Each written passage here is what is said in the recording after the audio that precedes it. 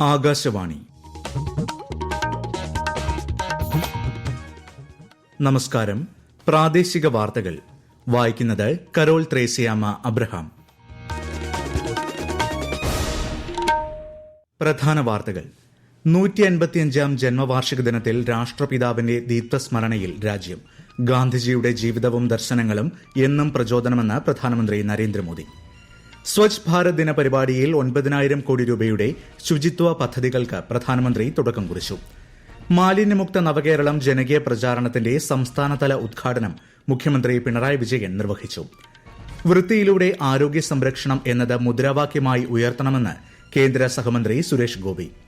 ഇറാന്റെ മിസൈൽ ആക്രമണത്തിന് പിന്നാലെ ഇസ്രയേലിലുള്ള ഇന്ത്യക്കാർക്ക് എംബസിയുടെ ജാഗ്രതാ നിർദ്ദേശം. 2020 വനിതാ ക്രിക്കറ്റ് ലോകകപ്പിന് നാളെ തുടക്കം. വാർത്തകൾ വിശദമായി. 155-ാം ജന്മവാർഷിക ദിനത്തിൽ രാഷ്ട്രപിതാവിന്റെ ദീപ്തസ്മരണയിൽ രാജ്യം.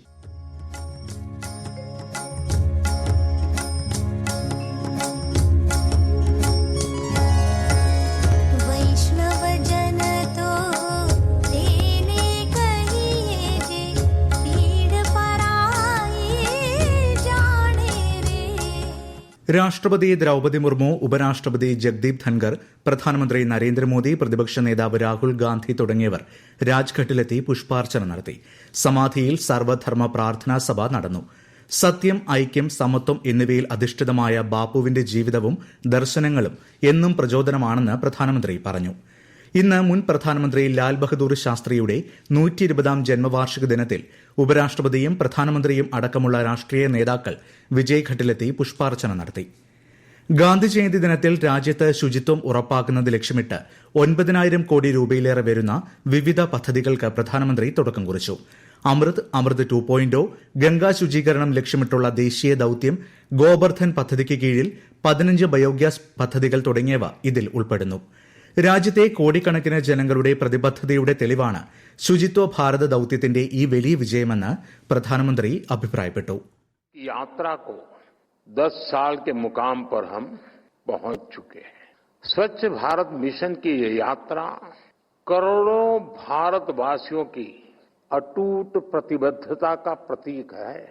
बीते 10 साल में कोटि कोटि भारतीयों ने इस मिशन को अपनाया है, अपना मिशन बनाया है, इसे अपने जीवन का हिस्सा बनाया है.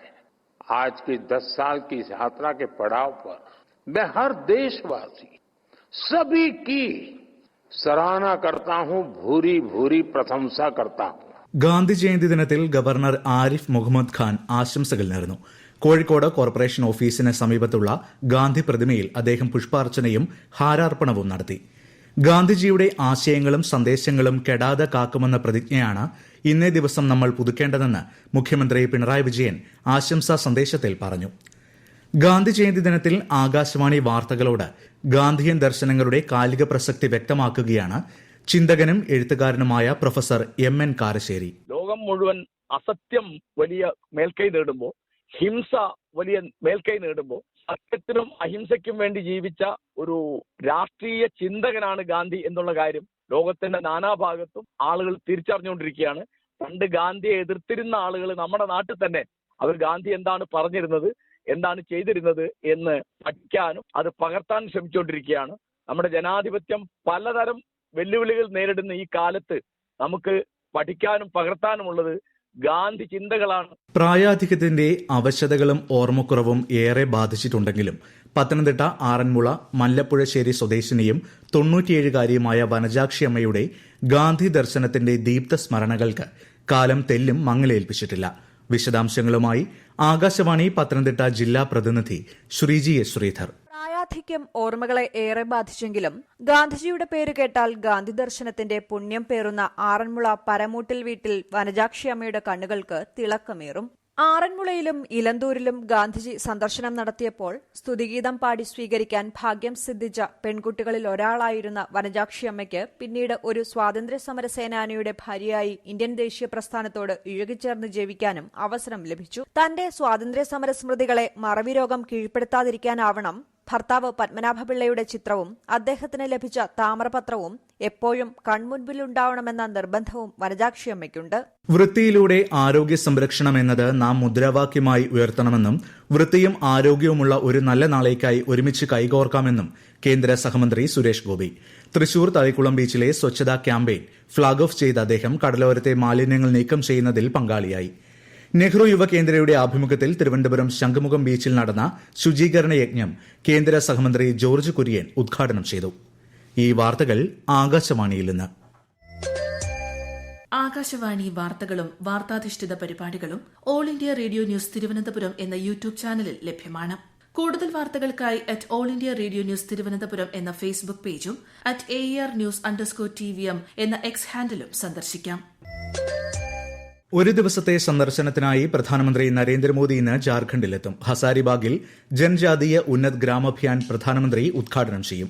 ഗാന്ധി മൈതാനിയിൽ നടക്കുന്ന പൊതുയോഗത്തെയും ശ്രീ മോദി അഭിസംബോധന ചെയ്യും. പ്രളയം ബാധിച്ച കേരളം ഉൾപ്പെടെ 14 സംസ്ഥാനങ്ങൾക്ക് സഹായധനവുമായി കേന്ദ്ര സർക്കാർ. കേരളത്തിന് 145.6 കോടി രൂപയാണ് അനുവദിച്ചത്.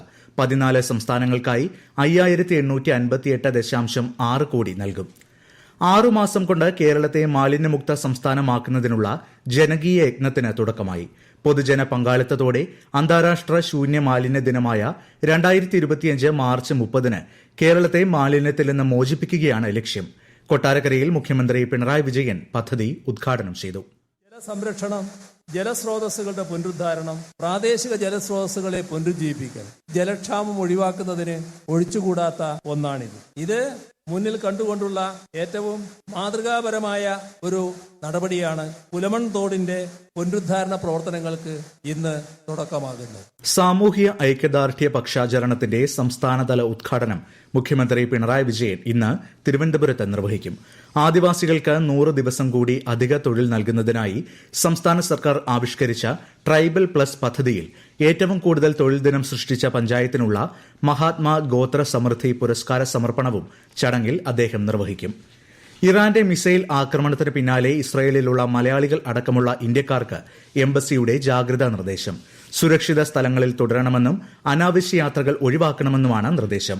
അടിയന്തര സാഹചര്യങ്ങളിൽ ബന്ധപ്പെടാവുന്ന നമ്പറുകൾ 972 547 5200, 711, 972 543 278 392. അതിനിടെ പശ്ചിമേഷ്യയിൽ സംഘർഷം വ്യാപിക്കുന്നത് തടയണമെന്ന് ഇന്ത്യ വീണ്ടും ആവശ്യപ്പെട്ടു. 2020 വനിതാ ക്രിക്കറ്റ് ലോകകപ്പിന് നാളെ തുടക്കമാകും. ഷാർജ ക്രിക്കറ്റ് സ്റ്റേഡിയത്തിൽ ബംഗ്ലാദേശും സ്കോട്ട്ലൻഡും തമ്മിലാണ് ആദ്യ മത്സരം. ഇന്ത്യയുടെ ആദ്യ മത്സരം വെള്ളിയാഴ്ചയാണ്.